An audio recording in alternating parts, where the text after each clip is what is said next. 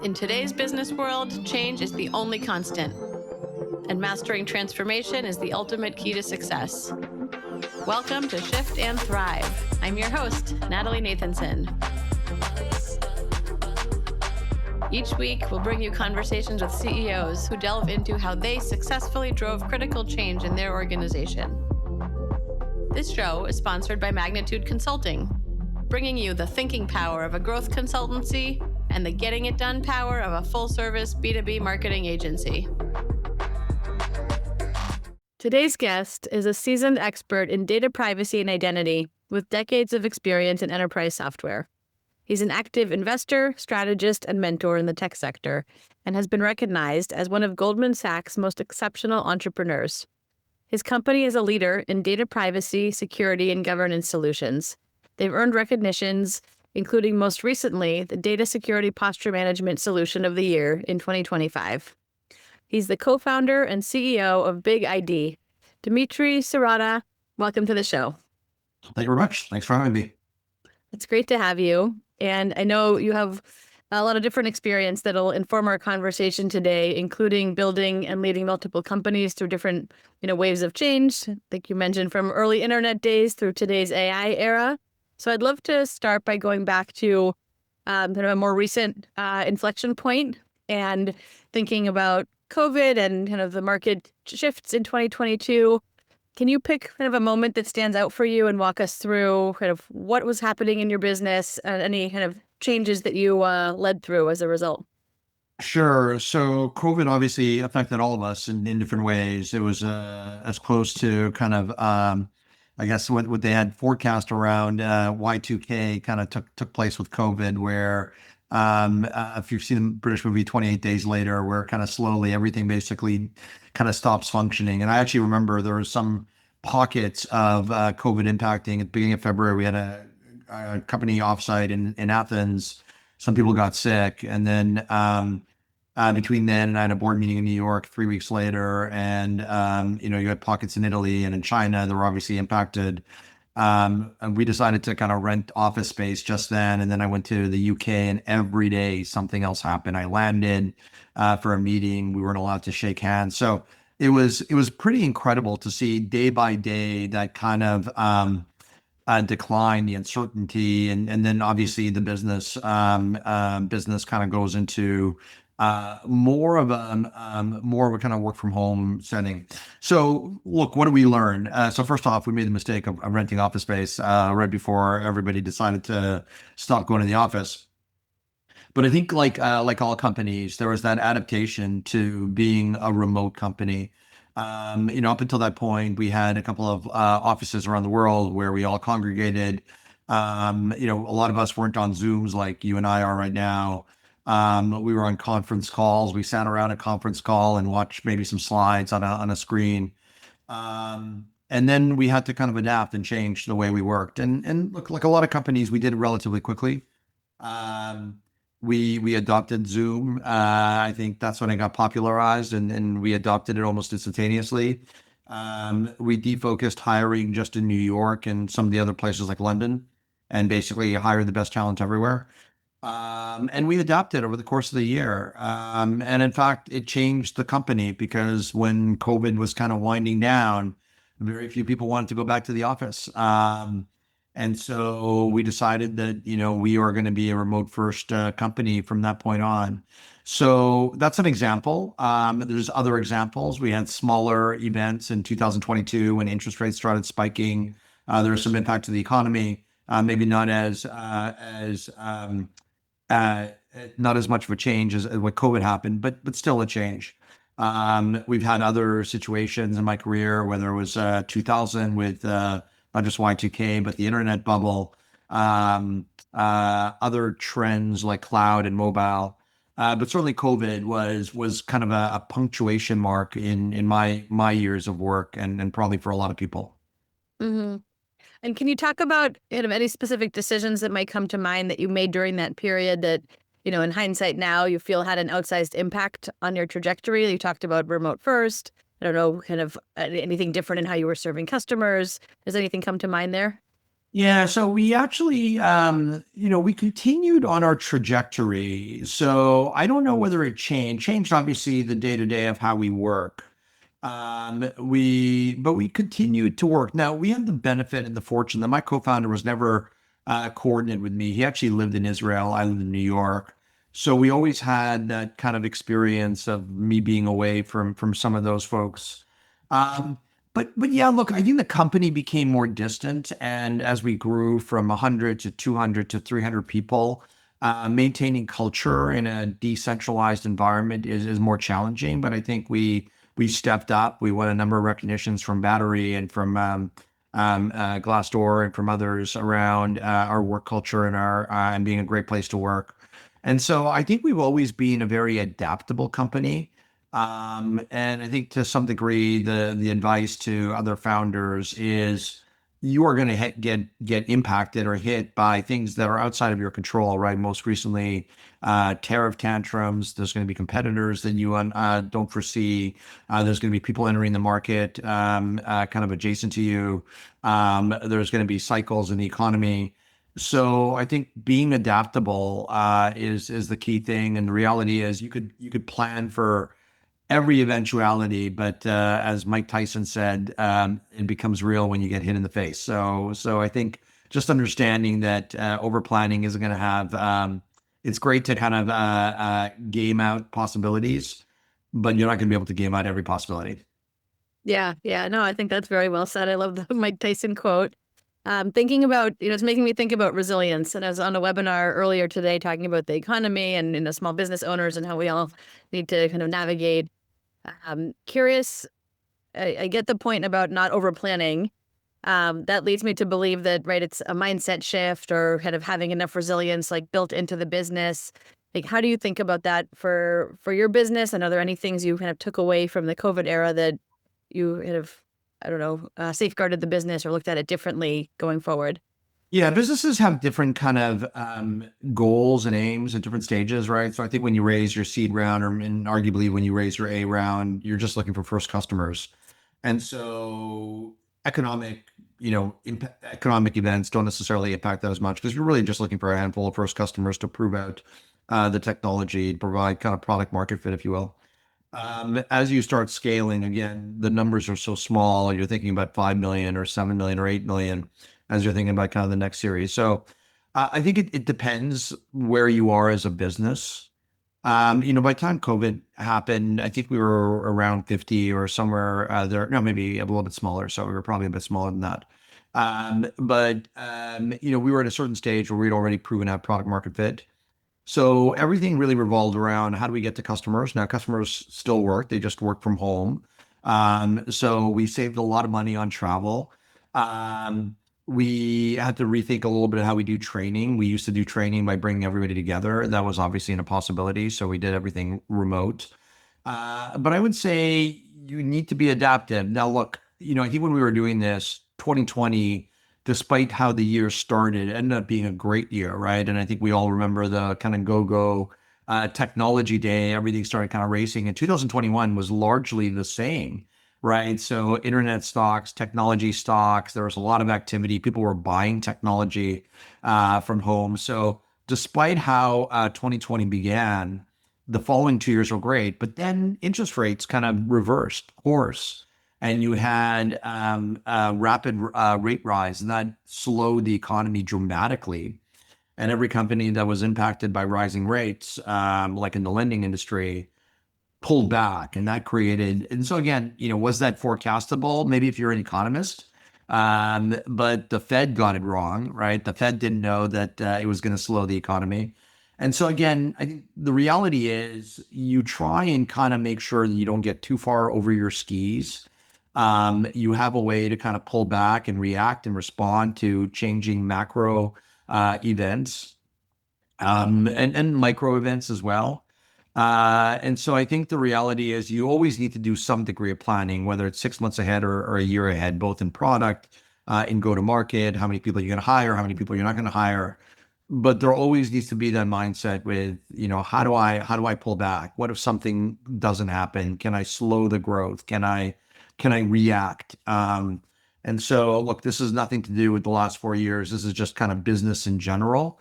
You have changing environments, and you need to be flexible enough to adapt to those changing environments, just like a fish out of water. Yeah. Let me ask a question. You mentioned planning timelines and all of that. Have you seen or been planning things differently, like different planning horizons, more recently, thinking of kind of the pace with AI change and all of that as it relates to kind of annual planning and budgeting or go-to-market planning? Are you looking at that differently, kind of present day than you were, say, 3 years ago or 8 years ago? I don't know. Look, I think there's only so much you could adjust within. So I think if you're kind of thinking, well, we want to plan 1 month ahead and then readjust, there's not enough time to execute on a strategy if you limit yourself to 4 weeks or 3 weeks or 2 weeks. So you can't just carve up that amount of time. And I think to some degree it depends on the size of the business, but the larger the business, the harder it is to pivot. And it's also hard to just say, well, I'm going to start working on this and then reverse yourself and say, well, I'm going to stop working on this. Um, so we still believe in a kind of a year-long forecast with a semi-annual kind of reset or review, but with enough governors or gates on a quarterly basis to adjust. So I still think that's the appropriate. And again, it's just kind of a logical fallacy. You can't just come down and adjust your business on a daily basis, right? There are people that need to have marching orders, for lack of a better term. There's planning, and in business, there's planning and there's execution on the plan, and execution takes time. That's just the reality. So because it takes time, you can't pivot on a daily basis or on a bi-daily basis or on a weekly basis. You got to give yourself enough time. Yeah, yeah. I was thinking about an expression I've heard over and over again as a parent from other parents with older kids. The days are long, but the years are short. I almost feel like the reverse of that now feels true, right? The days are short, the years are long. We use EOS, Entrepreneurs Operating System, and I do feel like those cycles strike a good balance of, you know, get the right annual plan, break that down into quarters, but also be open to change and make sure you have the right leading indicators in your business to react to change. Yeah, and be observant. I think, look, I think part of the job of a CEO is to pick up signals from team members, from, investors, board members, peers, to understand, have that kind of situational awareness around the business, and revisit and review, especially, things that you think are sacrosanct. But like I said, I think some CEOs make the mistake that they start chasing every shiny object. AI comes along. Okay, we have to stop everything we're doing and basically become an AI company exclusively. So I think there has to be a balance, right? Companies, individuals within a company can adjust on a daily basis, and they don't just like children. Everybody needs a little bit of continuity. They need a little bit of predictability. They need to have an ability to kind of work to some type of goal. And if you're changing that goal on a daily basis, and I think young founders sometimes do that. They hear something, oh, that's what I'm doing. I'm going to do that, and then 3 days later, I'm going to change. I'm going to do the other thing.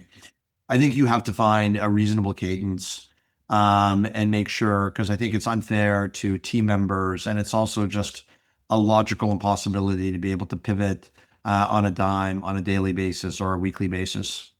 Yeah, yeah, well said. I'd love to shift gears a bit, and I'm always curious how leaders evolve over time, especially someone like you who's kind of built multiple companies.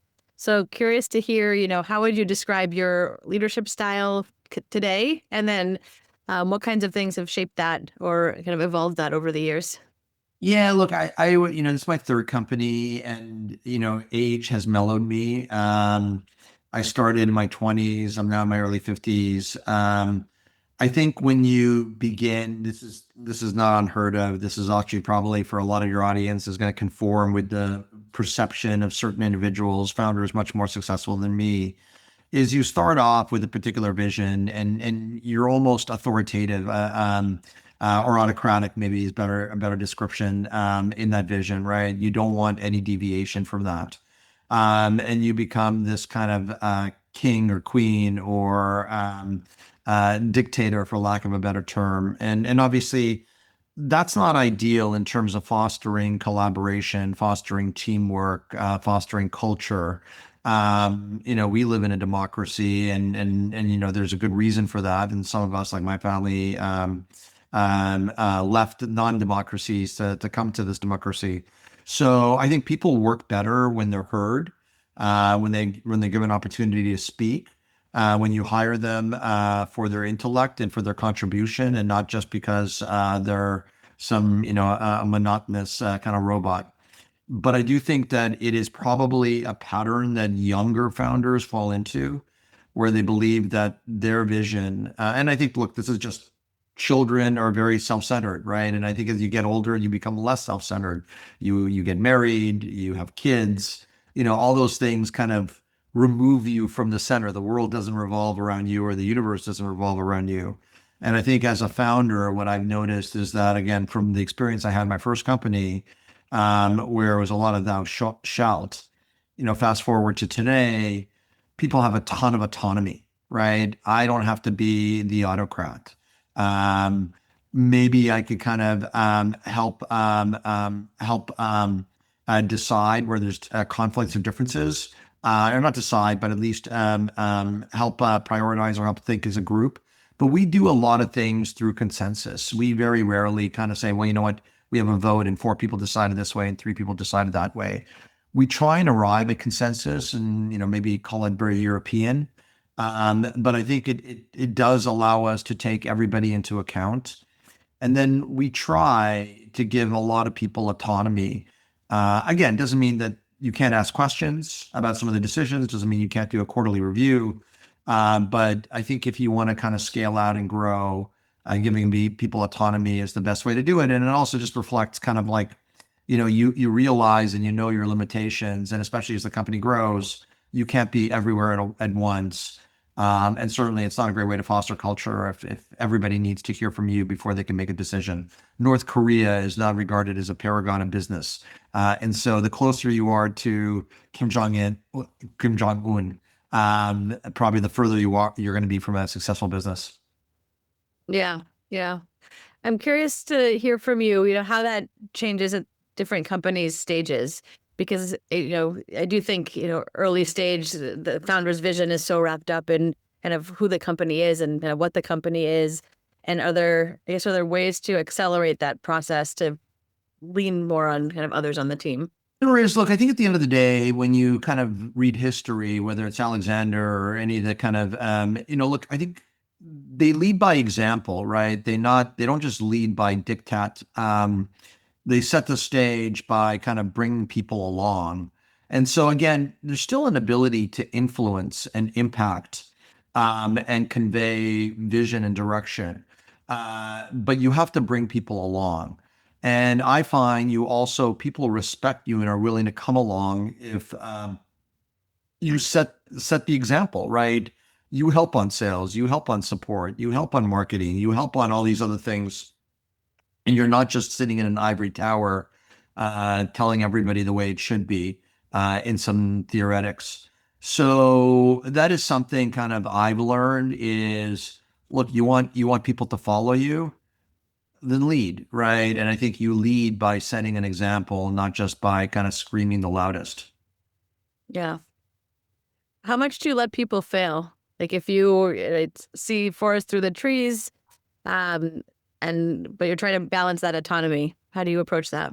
So it depends. Look, I think people sometimes fail despite the logic of what they did being sound.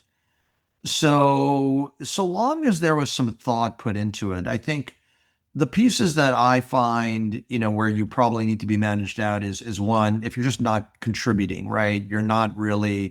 You're kind of hiding, and that is easier to do in a distributed, decentralized company. So that is. But if you fail despite setting a plan, defining a strategy, executing on the strategy, and then by the way, getting support for that strategy, then it's not your fault, right? I think, my background is in science, physics, and there's such a thing as scientific method, right? We cannot foretell the future. I know some people are religious, but the reality is the future is unknown to us. And so the best we could do is we establish a thesis and we test the thesis. And sometimes we're wrong, right? Sometimes we think gravity only works in localized areas, but it turns out it works across the universe. And so that's no fault of the person that established the thesis and put the experiment together. So I do look at business to some degree and business leaders as basically defining a set of experiments, right? Their knowledge and know-how and in years of experience help them define a strategy. Hopefully they get other people's support, both people that work for them and people around them. And then they execute. I think the only times that I fault somebody is, again, if there wasn't any follow through in terms of execution, if there wasn't any actual work in defining the plan or the strategy was more just, hey, I have to do something, so I'm just going to go to the left. And again, it depends on how they kind of bring people together.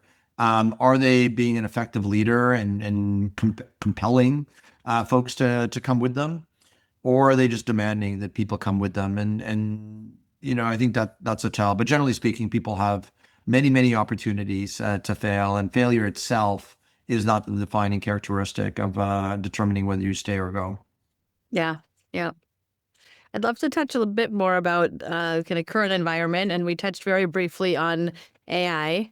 Would love to hear from you. How is Gen AI impacting your business currently? How is it working its way into your plans? What parts of the business is it impacting most?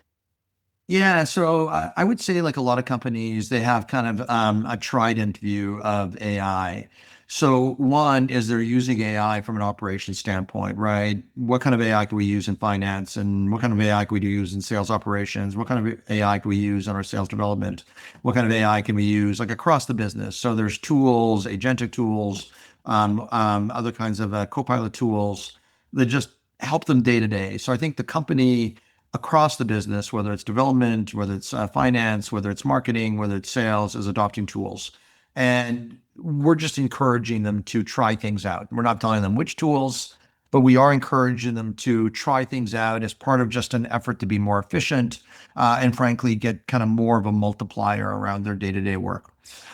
Second, like all companies, we're trying to embrace AI in the product. Now, as you probably heard, AI is actually not new. There's been various flavors of artificial intelligence going back to the 1950s. But certainly in the last 10 years, whether it's deep learning, whether it's name entity recognition, whether it's natural language processing, there's been various technologies that are somewhere in that spectrum between machine learning and more artificial autonomous AI. And we've been adopting some of that since our inception, whether it's graph or whether it's deep learning. So LLMs and large language models are just a flavor of natural language processing, and they're just kind of the latest, and they have a role and they have a place. And so BigID not only has been using AI since it started in 2018, but certainly we're also using LLMs. We're using it for things like categorizing data. We're using it for things like building agentic support, so agentic assistance for data stewards, for security analysts. So we have a lot of that. And I think a lot of companies are now thinking, okay, how do I best use AI? Now, the third kind of aim for all companies is, how do I help my customers with AI? What is my role in assisting my end users in them getting to maturity for AI? And there too, it's not necessarily kind of a one shot where we're going to just focus on secure data pipelines. So it could be a number of things. So we've identified a set of use cases where we could be impactful. We've had to build out some additional capabilities. We started with a heavy data focus, like knowing your data, controlling your data. We've now added very similar capabilities around AI, so knowing your AI models, being able to control the AI models. And we've identified a set of use cases that we want to target where we think we could be credibly number one or two. And so we're building towards that. Things like, how do I build a secure data pipeline for training AI?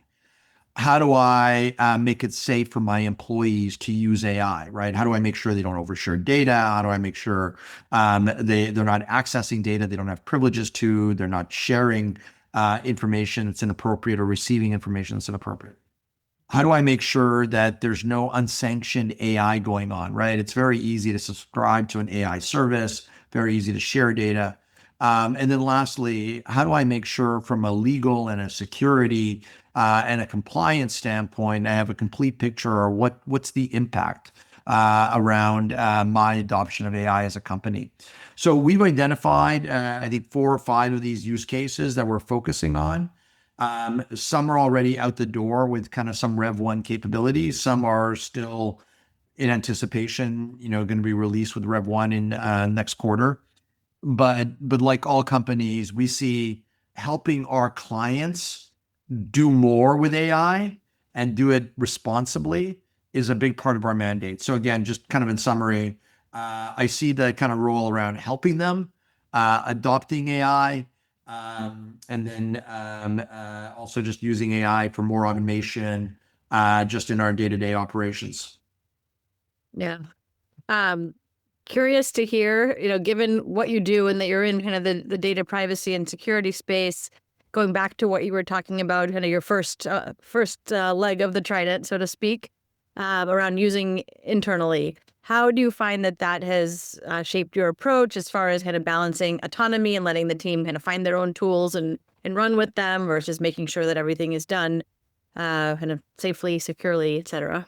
Yeah, so teams are not allowed to just go buy. So I'm not involved, one, beyond just the encouragement to go look at tools. They have to run. We have a security team. We have an internal security department and a compliance department. So they can't just subscribe. They have to themselves make sure that that isn't going to compromise. And so they have to run it through our own security and compliance teams. So that's just something they have to do. And then we have a finance department to make sure that they do it from a cost-effective standpoint. The good news is you can buy most of these tools very inexpensively because they're all looking for any adoption they could get. But we do have a couple of gates. So the main thing is we're encouraging them to go do stuff and experiment.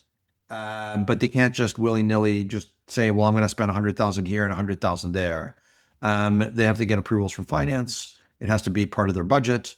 At least a certain spend has to come out of their budget. They don't get like magical beans. And then any tool that we adopt inside of BigID has to go through a vetting process through our internal security and compliance. Mm-hmm.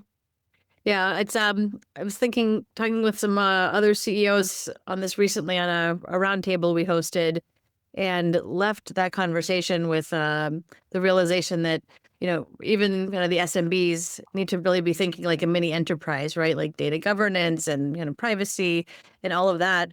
What kind of guidance do you give to kind of smaller companies that are looking to do all the things that you just described, but don't have that expertise internally?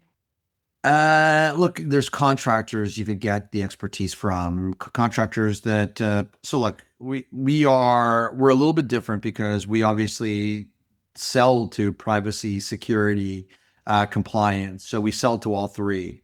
So from a very, very early stage in our company, we took everything around governance very, very seriously. And so everything we do for privacy for our customers, we do ourselves. Risk assessments, data rights, cookie management, consent management, we do ourselves. Everything we sell in terms of compliance, like how do you conform to regulations like ITAR and PCI and HIPAA, we also do ourselves. So we're unique in our space. We're the only, I think, vendor in our category that is HIPAA compliant, PCI compliant, ISO 27001 compliant, like, very long list, ITAR compliant, CCPA, GDPR, et cetera. But we've always like that is not something we just turned on a dime a couple of weeks ago. That is something we did from the time we were 20 people. So I think sometimes the characterization is eating your own dog food. Now, sometimes we do use our own technology, but what I want to highlight is I do think that you need to put yourself in the mindset of being like, if you're going to be a well-governed company and you have responsibility and accountability to a board and to investors. So we brought in a CFO. I know some companies never bring in a CFO because there's an audit component to it. We brought in a CFO and we were, I think, 12 people. And we've been doing US audits since then. So I think we've always had that mindset that we are going to act responsibly as caretakers of our customers. We need to be responsible about how we use technology and make sure that, again, we're not compromising our customers. So whether it's privacy, compliance, or security, we kind of live the life, right? We eat the dog food, as they say. Yep. Yep. So shifting to maybe a different part, but still kind of present day, thinking about the go-to-market side of the business, what do you see changing there? And, what are those areas that you feel are most important to be investing in, in the current environment? Yeah, look, I think the market is changing. I would say even in kind of my short kind of maybe 20 years, but even in the last kind of 5 years, in certain areas, I think the role of Gartner and the analyst has diminished. I think fewer and fewer people are making kind of influential decisions from that. So we subscribe to all of them, but I don't think they matter as much as they used to just to call a spade a spade. Hopefully they're not listening and don't send me angry but I do think that they need to assert. I think there's a lot more word of mouth in terms of how people make decisions, more peer reviews, more things of that sort. I think it does vary from industry to industry. I think people rely on these kind of community events more and more. So I think the big events, their role has also diminished. It used to be that, you would go to one large event per year in Las Vegas, and that's where you'd learn everything you need to learn. And I think that's less the case. We've all been living kind of online lives, even if we are back in the office. There's so many different sources. So I think, like, just thinking about AI, we've started advertising within the AI models. People are using AI to give them product recommendations. We do a lot more on the peer side. When we think about analysts, we don't just do like the big analysts event, and we still do some of that, but we realize that there's more kind of peer-to-peer collaboration. There's more getting to influencers, right, and helping to kind of shape their thinking. So it's changing 100%. I think part of that is just a reflection that people don't want to travel as much. People aren't in the office as much. Where they get their information has changed, and maybe not be as Google search as much. Maybe it's Google Gemini now. So we're definitely going through a transition right now where we haven't completely given up the old ways and doing these kind of large events and doing kind of steak dinners, but we're definitely transitioning into a new era of how we get information around what products to vet. Yeah. Yeah, I think it's very interesting around all of that. The analyst firms, I spent a number of years at Forrester Research, not as an analyst, but leading the internal marketing team for one of the lines of business. And, I think about, back, 20 or so years ago, content marketing was just kind of starting, right? And so the places where someone could go to get vendor information was so limited. And then the content marketing and inbound marketing, yes, vendor information you could say is biased, but you look at enough of it and you can triangulate, right? Kind of where different components fit. I Yeah. think that like dark buyer journey right now is kind of the next incarnation of that. And it just becomes so it's harder to track kind of where opportunities are coming from, who's talking to whom in those peer networks. So it's harder to, I guess, hold that control, but that's where you need to be. Yeah, and it varies from industry to industry, right? So LinkedIn obviously is a popular forum for posting, wherever you just got hired, but also for sharing content. But X or formerly Twitter has become very popular for AI, right? So if you look at the rapid rise of companies like Cursor in the development space, that was all affected through Twitter or X. And I've noticed that a lot of these companies have grown and scaled in terms of leveraging Twitter. Now, I don't find that with buyers in privacy. They're not on Twitter. I don't find that with buyers in security. So again, you also see this kind of balkanization where you can have pockets that are effective within a particular buyer community. And a couple of years ago it was Reddit, maybe it was Stack Overflow, if you remember. Maybe 8, 9 years ago, that's where all the developers went and tried to get.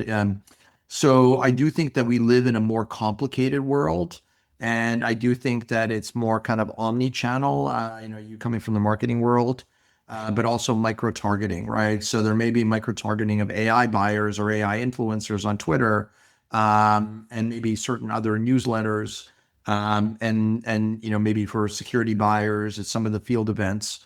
So again, I think it varies from buyer and region. Yeah. When you talked about earlier about younger founders and kind of the profile there, I think younger buyers, younger decision makers, right? And that's an area that I think a lot of companies are a bit blindsided or caught off guard. That some of the kind of behaviors and preferences look different among kind of millennials and Gen Z, as far as what kind of information can you self-serve, what access can you get before you have to talk to sales, and that can feel very uncomfortable for organizations. Yeah, look, I think thankfully we don't really sell a lot through TikTok, and I don't have a TikTok account. But obviously TikTok is a huge influence for younger people, more so than maybe CNN, which I watch religiously, or MSNBC. Um, so it is a different world, and you have to appreciate that, what I know in my early 50s, I may be the same age as kind of a CISO or a chief privacy officer, but certainly the people that work for them are not my age. They're not my generation, right? They're using different kind of media to make decisions. They're interacting with their peers in different ways. They're maybe not in the office like I was when I was in my 30s and 40s. And so I think we are always looking and trying to kind of be receptive and adaptable to some of these changes. And for us, sometimes we don't aren't. It takes us time to realize the changes, but that is important again for any founder, because you're going to have an arc of 5 years, 10 years, 15 years. The world is going to change, and the pace of change has just grown more rapid. So being on the lookout, how to engage is important as well. Yeah, yeah.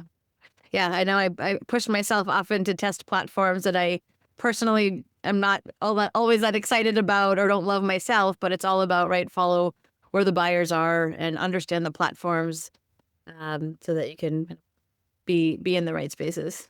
Yeah, 100%. Yeah. Dimitri, I'd love to learn a little bit more about you. You made reference earlier to your parents' background. Who were you as a child? How did you go from your upbringing to where you are now? Did you know you'd be in tech? Did you know you'd be an entrepreneur? Like, tell me a little bit more about yourself. Well, I'm embarrassed to say that tech when I was a kid didn't amount to much more than mainframes. Look, I thought I was going to be in business. I always did. And now I studied physics and math, and I did graduate work in that. So I was interested in science, maybe not as much technology.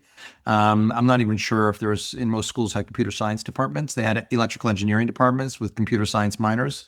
I think computer science departments really just emerged after 2000. So it goes, that far back. But I always thought I was going to be in some kind of business. And given the fact that I gravitate towards science-y things, when technology emerged, just as I was kind of graduating from school in the late 90s, I think you had the Mozilla browser, the internet was kind of taking shape. So I happened to be in a place and time where that kind of first big wave, I think maybe software, you could argue in the 80s was the first big wave with Microsoft and all these kind of two-word concatenated names like Novell and so forth. But I think for that second wave of internet companies, I was front and center and got to witness it. So I think when that emerged, I kind of set my studies aside and said, okay, this is something I want to do. And I got involved. Now, I lived in Vancouver at that time, so not necessarily the center of the technology industry like San Francisco. And because of, I got married and had a kid, and so it was hard for me to just kind of up and leave to San Francisco.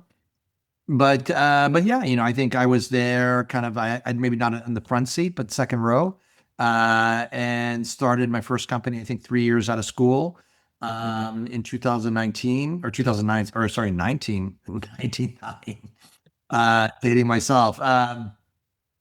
And it was a rush. I think being an entrepreneur has always been kind of exciting. And I've had lowlights, I've had highlights. I've had exits, I've had failures. I've invested in a lot of companies. I've seen a lot of different things. And so, look, it's been fantastic. It's a great lifestyle. I think tech is fantastic. I'm trying to get both my boys to kind of follow in the industry, and I think the opportunities are limitless, right? You hear incredible stories of people making it overnight, just like that you used to in Hollywood. But now this is kind of, I would say, the industry that kind of shapes the world, right? America's leadership and dominance, whether it's around chips or whether it's around software, or whether it's around the internet or whether it's around robotics or, you name an industry, is shaped because of the leadership here. And I will say, we're America led. Now everyone else is following, right? We're no longer unique in thinking about these problems. But it's a great industry, and it's a very, it's an industry that has been very open to people, foreigners like myself, people, minorities. So I think it's a great industry on so many levels. But yeah, my parents were immigrants. I always had that kind of immigrant mentality and thinking. They were uneducated. I did have graduate studies, but they had no schooling. And so I do think part of where we started, where this whole kind of like, hey, you need to be adapted, you need to be able to change. Yes, you need to plan, but realize that the best laid plans will change, because the world is mercurial, and it has change built into it, right? That kind of arrow of time. So like entropy, I guess, if I'm borrowing something from physics. So entropy only works one way. And so things get a little bit more disorganized and a little bit less predictable. And so I always had that. And I always knew that I was going to do something in business. And then along came technology or the modern internet and intersected just as I was kind of thinking about what I wanted to do next. And lo and behold, 30 years later, or 25, 26, whatever it is, here I am. Yeah, funny how that happens.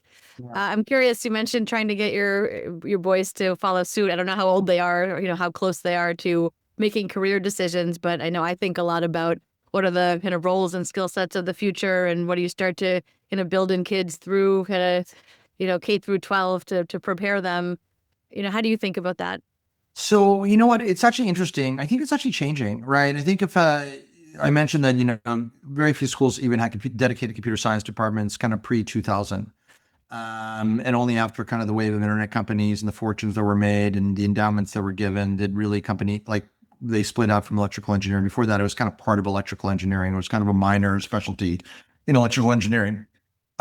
Today, there's actually a real debate around computer science, right? And clearly there's the theoretics of, building AI models and so forth, but learning to code, that may go away, and that's rapidly changing. And you see that already in companies claiming, sometimes they just have bad quarters and they claim it's because of AI, that they're getting rid of people. But I do feel that for first year associates or first year kind of like workers, some of that work is going to dry up. And I think we're living through this kind of sea change, where just like in the 19th century, you had manufacturing create automation, and you had this kind of rise of socialism because people were basically replaceable, or they couldn't, they were just basically operating machines as opposed to being hired for their skills.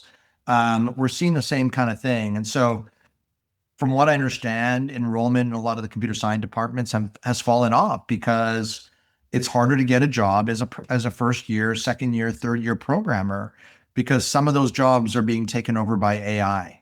And so what does that mean? Does it mean you're better off with a business degree and just an ability to understand computer science? I think that playbook or that story is still left unfinished. But I do think we're living through interesting times where, like day to day, we're seeing this, right? You see articles that enrollment in computer science is dropping off, and it's dropping off in reaction to the fact that jobs are thinning in computer science. And I think a lot of that has to do with AI. And you're probably going to see something similar spread to other parts of industry. And so I don't know if we're going to relive what happened in the 1850s and 1860s, and all the kind of revolutions in 1848. But we are living in unprecedented times. Again, for then it was just industry. Now it's kind of AI. I shouldn't say it's unprecedented. Maybe it is precedent, but we'll see how this one unfolds. Yeah, yeah, for sure. I mean, it's so fascinating and hard to know exactly what to plan for. I Yeah. think just in the example of coding, my son is only 11, so he was in a coding school for the last few years, and the school is shutting down. And we're talking to the owner of that program, and she just said in the last year, they all of a sudden enrollment started drying up, and didn't matter how much marketing they were doing. the focus is shifting, which is to me in some ways kind of sad, even if there aren't as many like entry level jobs there. I feel like learning some of that skill set and understanding the underpinnings of technology, even if you don't need to be the one doing them, I still see value in that. Yeah, look, I have mixed feelings about it. I do think it opens up the world to more and more people. Now, anybody could, you don't have to find some genius technologists that spent their days and nights in a basement in their parents' home. Um, everything's open. I invest in funds, and I attended one kind of for new entrepreneurs in the fund not too long ago. And it was funny. They asked how many people are using tools like Cursor. I think something like 95, 98% of the people put their hands up. There's probably maybe one or two that weren't using it.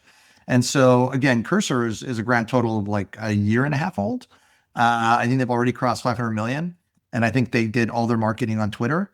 And there's a few others, tools like that. But again, you see this rise because it really does open up what was this kind of black art, which required kind of a priesthood of specialized people, kind of Mark Zuckerberg's, is now available and accessible to anybody with an English degree, an arts degree, whatever, right? So we'll see how it unfolds. I think it could be very interesting. Yeah, yeah, agreed. And the same, I think, permeates in marketing roles, design, content. You can go across a lot of business functions and you don't need the same background. You just need to kind of learn enough to know how to kind of work with these tools and be a smart, kind of strategic, solution-oriented thinker. Yeah, I was just reading an Israeli publication, tech publication, like their TechCrunch. A guy just sold his company for 80 million. He started a year and a half ago. He was the only employee. He built the product, got it marketed, got first customers, and then got acquired. And so the fact that you could build a company as an individual contributor with no other function, I think we're entering truly kind of like the solopreneur kind of era. And we're going to see more of that, not less of that, because a lot of these ideas will not require what we have today, a kind of an army of employees, more and more. And so, again, I think the way the world is going to look like in 5 years or 10 years is going to be very different for entrepreneurs than the way it does today. Yeah, yeah, agreed. And it's very fascinating. I'm curious to go back to something you mentioned a little while ago as you were talking about your career, and you mentioned kind of the highs and lows of entrepreneurship. Are there any experiences that kind of stand out to you that changed you the most or that kind of had the biggest impact on you? Look, I think I don't want to sound too Soviet or Russian, but I think bad experiences are probably more important in shaping an individual than good experiences. Good experiences, people build up narratives or kind of like false kind of histories to explain, why me? Maybe they think God helped them or they're a genius, whatever that is. And so I think when you have a good experience, you're not as analytical. You kind of blame it on either, you had kind of had some kind of religious intersection, or you just believe in your own. And there's a lot of founders who, especially if they've been successful, go, "Oh my God, I'm a genius." Like I am anointed. I'm kind of apart. And so my general experience is that you don't learn as much from the good times as you do from the bad times. The bad times, you have to do what people call a postmortem. You have to kind of understand what happened. You have to be a lot more analytical. You have to kind of really unpack it. So I do think that as much as obviously none of us want pain and none of us want hard times, there are more kind of character shaping benefits from the down times than there are from the up times. If your life is nothing but an up and to the right trajectory, you're probably not going to have a lot of lessons in life. You're just going to think that you're above everybody else. Whereas if you have a balance, you're going to take away some lessons and probably improve upon yourself, both as an entrepreneur and as a person. Yeah, I think that's very well put and certainly resonates with me. So I think that's a great place for us to wrap. Dimitri, if people want to reach you following today's conversation, what's the best way to get in touch? Email always works. You could hit me up on Instagram and follow my Instagram. But email is always good. First initial, last name, Sirota at BigID, BIGID.com is always great. And if you forget that, info at BigID is also just ask for Dimitri.